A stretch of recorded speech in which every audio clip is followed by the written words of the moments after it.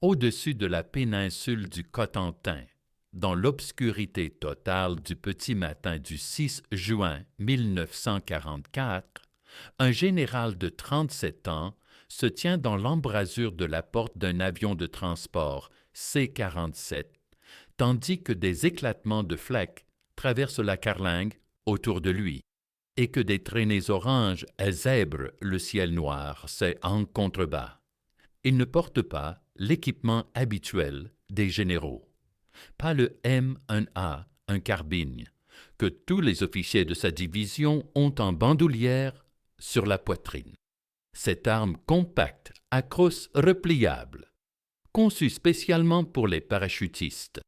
Légère à 5 livres, elle ne gêne pas lors du saut. Petite, elle se glisse facilement contre le corps, sous le parachute de secours. L'arme que l'armée américaine a fabriquée, testée et fournie pile pour cet instant. Un assaut aéroporté derrière les lignes ennemies. Lui, il a un fusil M, un Garand de 92 livres. Le même que celui tenu par chaque fusilier de la section derrière lui. Chaque simple soldat, chaque P, FC, chaque caporal qui a gagné son arme, à la dure, par l'entraînement de base, la qualification au tir et des semaines d'école parachutiste à Fort Benning. Un général avec l'arme d'un simple soldat, à la porte d'un avion, au-dessus de la France occupée. La nuit qui allait sceller le sort de la guerre. Il s'appelle James Morris Gavon, général de brigade de l'armée des États-Unis, commandant adjoint de la 82e Airborne Division, le plus jeune officier général de l'armée américaine. Un homme qui a sauté en Sicile, en Italie, et qui s'apprête maintenant à sauter en Normandie avec une arme qui n'était pas destinée à être entre ses mains.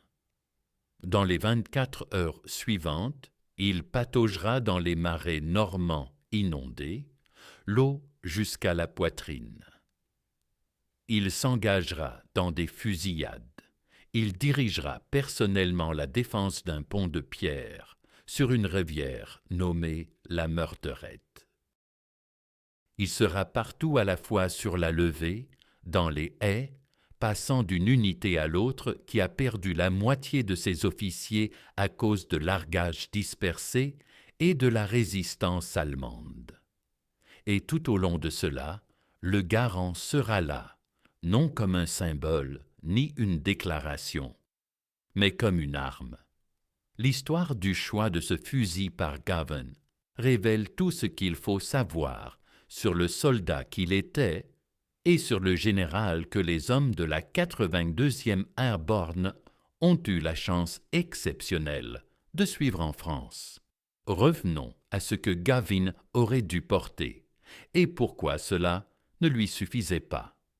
À l'été 1944, le M1A1 carbine était devenu l'arme de poing standard des officiers parachutistes américains. C'était la variante à crosse repliable du M1 carbine, adoptée parce que les parachutistes sautant d'un avion avaient besoin d'une arme transportable contre le corps pendant la descente.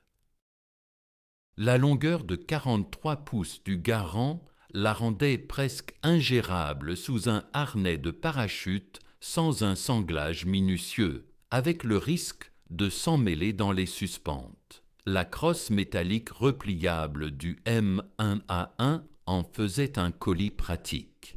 Les officiers les fixaient en diagonale sur la poitrine, contre le flanc ou dans des sacs à jambes. Le carbine était plus léger. 5 livres à vide contre 92 pour le Garand. Il tirait 15 cartouches d'un chargeur détachable contre 8 dans l'insert du Garand.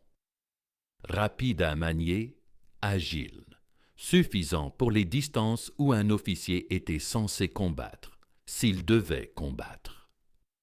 Selon la doctrine de l'armée en 1944, L'arme principale d'un officier était sa radio, sa carte, son jugement.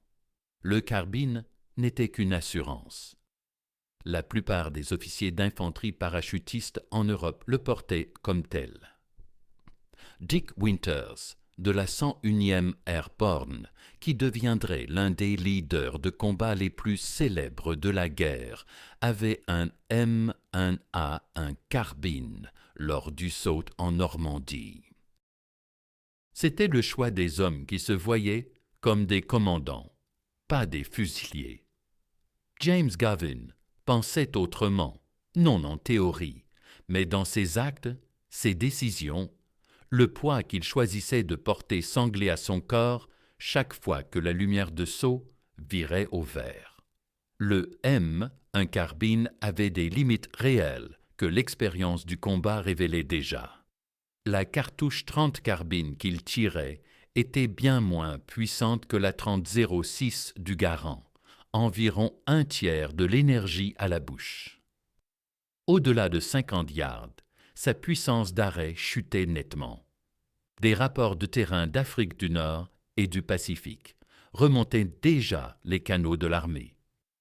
Les soldats équipés de carbines en combat prolongé étaient moins efficaces à distance, moins capables de percer les abris et parfois signalaient qu'un ennemi encaissait plusieurs impacts de carbine sans s'arrêter. En France, au fil de l'été 1944, beaucoup d'officiers troquaient discrètement leur carbine contre un garand récupéré sur un fusilier tué ou évacué. L'armée avait créé l'arme parfaite pour le soldat non combattant, puis l'avait envoyé au front avec des hommes qui découvraient qu'ils en voulaient plus. Peg Gavin avait eu largement l'occasion d'observer la situation en Sicile et qu'en Italie, pour trancher nettement dans ce débat.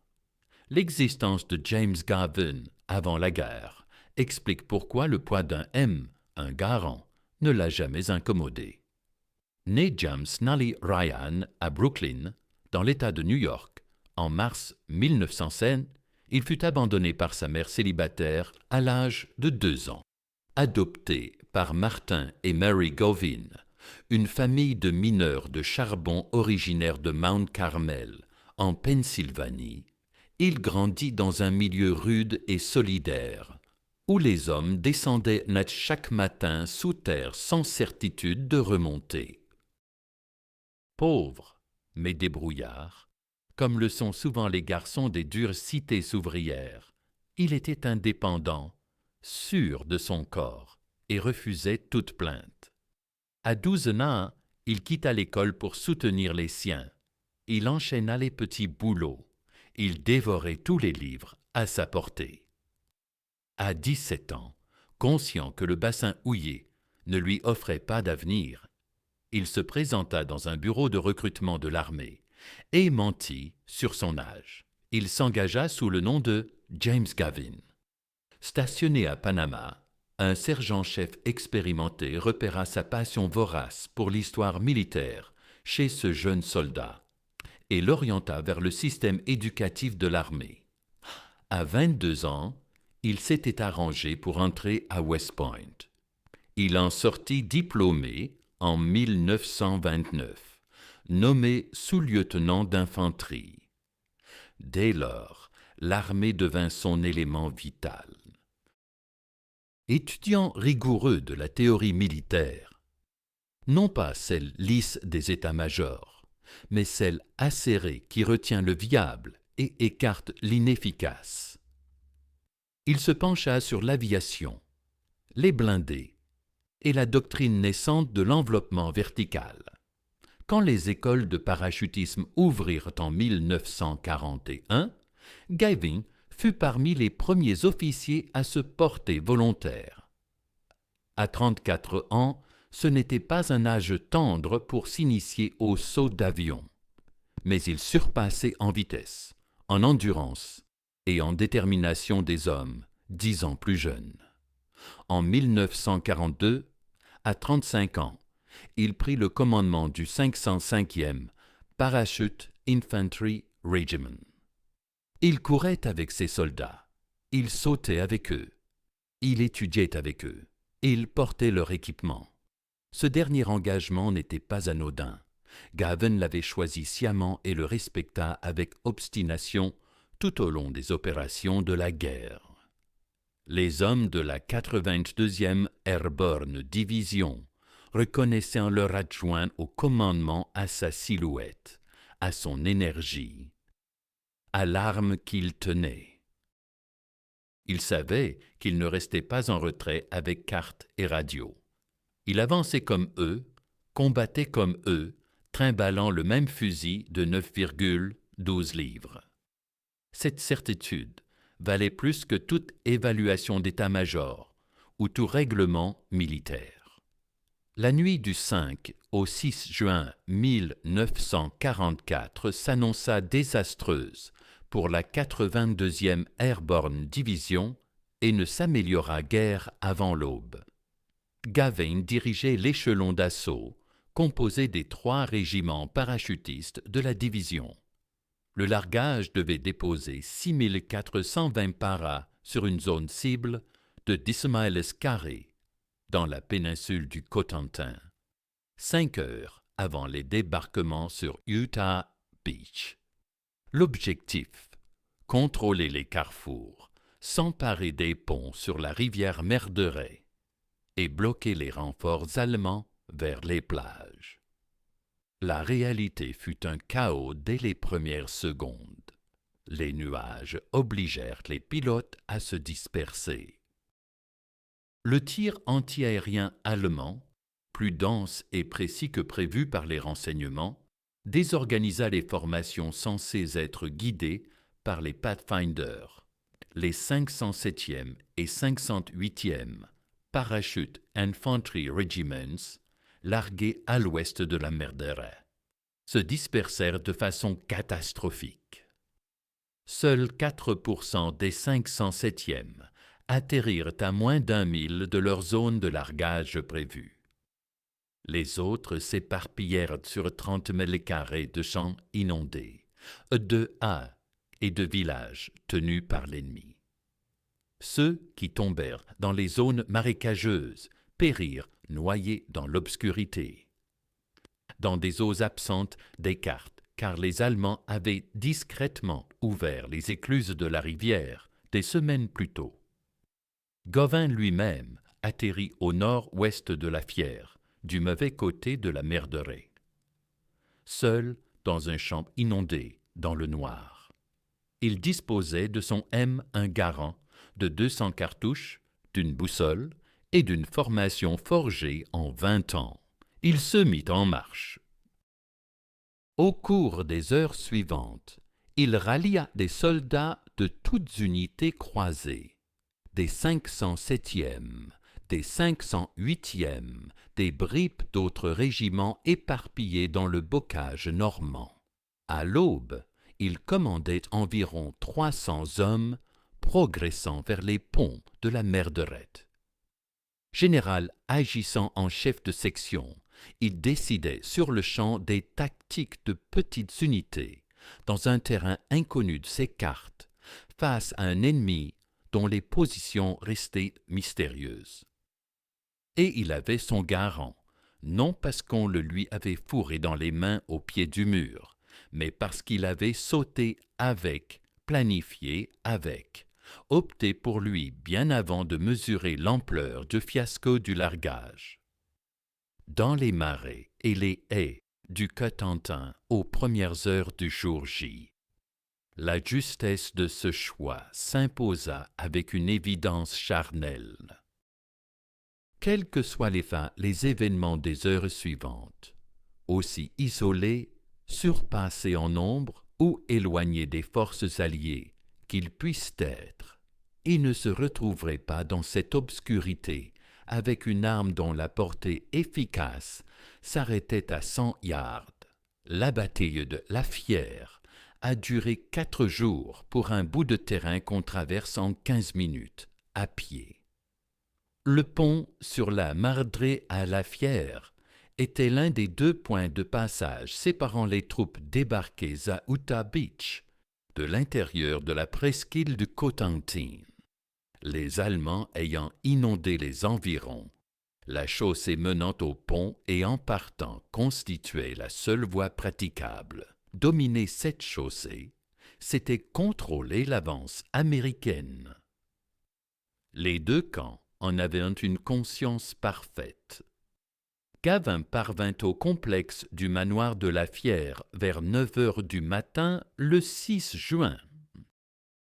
Avec ses 300 hommes rassemblés, il se fit informer de la situation par les officiers sur place, l'évalua, partit vers le sud pour organiser la défense du pont de Chez-du-Pont, revint à la Fière, puis ne cessa d'aller et venir entre ces 2 franchissements, reliant les unités isolées sur la rive à ouest, les défenseurs des ponts et les forces allemandes qui les harcelaient sans relâche. Au cours des 4 jours suivants, il se trouva à divers moments sur la chaussée même, alors qu'elle était sous le feu. Il dirigeait des actions de petites unités depuis les haies. Il visita les postes de secours pour s'enquérir des blessés. Il se rendait dans les PC des commandants de régiment pour trancher sur des effectifs en perpétuel mouvement, sous pression constante et menacés d'être submergés. Dans ce contexte, un officier armé d'une carabine disposait d'une arme de défense personnelle. Un officier avec une Garand pouvait frapper à 300 yards et abattre un soldat allemand, ou rester debout sur une chaussée qui, selon un témoin, dansait sans cesse sous les impacts de balles et d'éclats, offrant à ces hommes la vision d'un général comme Ridgway ou Gavin, sur la chaussée de la Fière, au cœur du combat. Ce spectacle, observé par les soldats alors que 2 des plus hauts gradés de la division se trouvaient physiquement dans la zone de tuerie, produisit un effet galvanisant sur les parachutistes qui y assistèrent. Ceux qui étaient cloués au sol se remirent en mouvement. Ceux qui reculaient firent demi-tour. L'impact psychologique d'un commandement supérieur partageant personnellement les risques du terrain échappe à tout manuel de campagne. Mais tout combattant l'ayant vécu le sait. Gavin emporta sa Garand sur cette chaussée. Une interrogation se cache au cœur de ce récit qui mérite une réponse franche. Le choix de la Garand par Gavin était-il tactiquement judicieux ou simplement théâtral? Les 2 à la fois. Et c'est précisément là l'essentiel. Le M, un Garand, offrait à Gavin une réelle capacité tactique que la carabine ne pouvait égaler. Dans le bocage normand, ce labyrinthe de haies, de routes en creux et de murets de pierre qui modelait le champ de bataille, les affrontements surgissaient à des distances imprévisibles. Un échange débutant à 30 yards pouvait s'étirer à 200. La cartouche 30-06 de la Garand traversait une haie. Celle en 30 de la carabine s'en montrait bien moins capable. Un officier efficace à 200 yards s'ouvrait des options impossibles pour qui se limitait à 50. Voilà l'argument tactique.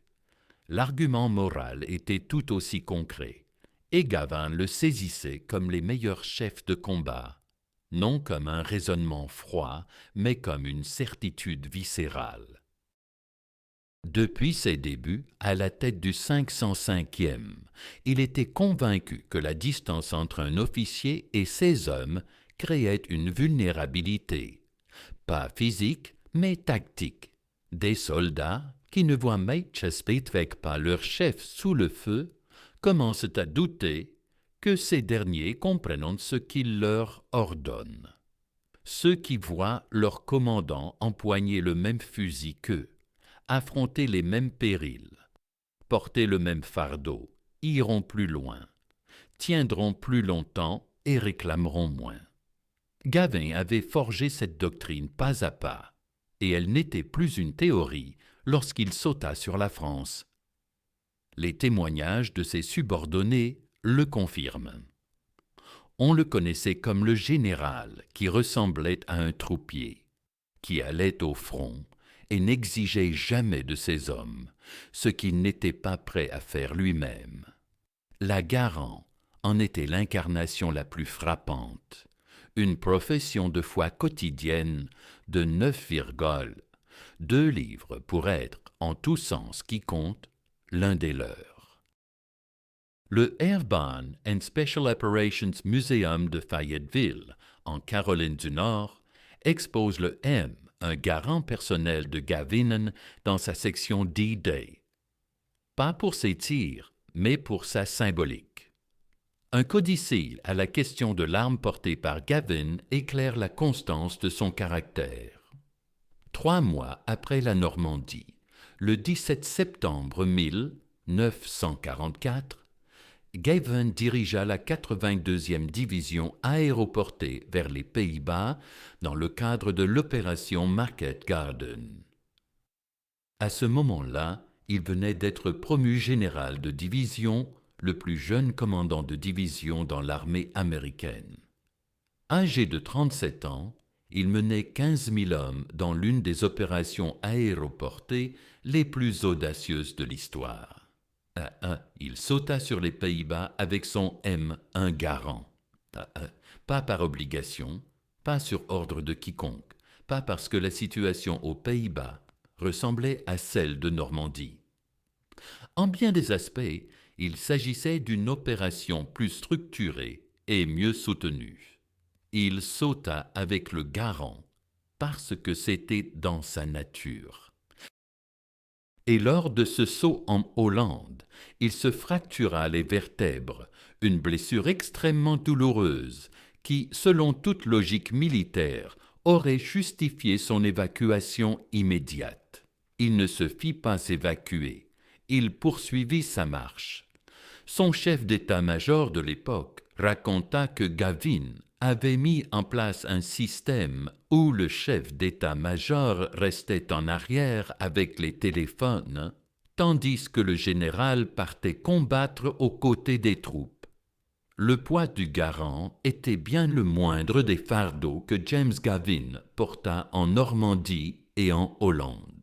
Ce qu'il portait par-dessus tout, c'était un ensemble de convictions sur le commandement que le fusil n'exprimait qu'en surface. À savoir que la distance entre un chef et ses soldats se mesure en pas, non en kilomètres. Que la validité d'un ordre repose sur la disposition de celui qui le donne à en assumer les risques. Que le plus grand atout d'une unité de combat est la certitude que leur leader ne leur demandera jamais ce qu'il ne ferait pas lui-même. Le général George Patton qualifia le M un garant de plus grande arme de combat jamais conçue. Il parlait de son effet sur l'ennemi. James Gavin en saisissait une autre dimension avec le même fusil, son impact sur les hommes qui voyaient leur général le porter. James Gavin quitta l'armée en 1958 avec le grade de lieutenant-général. 3 étoiles. Il était en passe d'obtenir une 4e quand il préféra démissionner, opposé à ce qu'il considérait comme la dangereuse dépendance de l'administration Eisenhower envers les armes nucléaires et son négligence corrélative des forces terrestres conventionnelles. Il avait observé les ravages du culte de la technologie sur la pensée militaire dans les années 1950 et les jugeait aussi menaçants que n'importe quel adversaire affronté en France. Il fut ambassadeur en France sous John F. Kennedy. Il revint à Paris, la ville libérée en partie par la 82e aéroportée, le pays où reposait en longue rangée, au-dessus des falaises de Normandie et dans les bocages du Cotentin, les hommes avec qui il avait sauté en 1944. Il y retourna. En 1984, il arpenta de nouveau la Fière avec les soldats en service actif de la 82e aéroportée, venue en France pour le 40e anniversaire. Il leur montra l'emplacement du trou d'homme, il leur indiqua le tracé de la levée. Il leur raconta le prix payé. Il avait 77 ans et marchait avec une canne, et il s'éteignit le 23 février 1990 à Baltimore, dans le Maryland. Il repose au cimetière de West Point. Sur une face de sa pierre tombale figure son insigne de maître parachutiste avec 4 étoiles, une pour chacun de ses sauts de combat. Sicile, Italie, Normandie, Hollande. Son M1 Garand se trouve dans un musée à Fayetteville. Son trou d'homme est signalé à la Fière. Son nom orne un bâtiment à Fort Liberty et, dans la longue liste des hommes qui commandèrent en première ligne, dans les pires conditions que le XXe siècle ait produites, son nom figure en tête de toute hiérarchie honnête.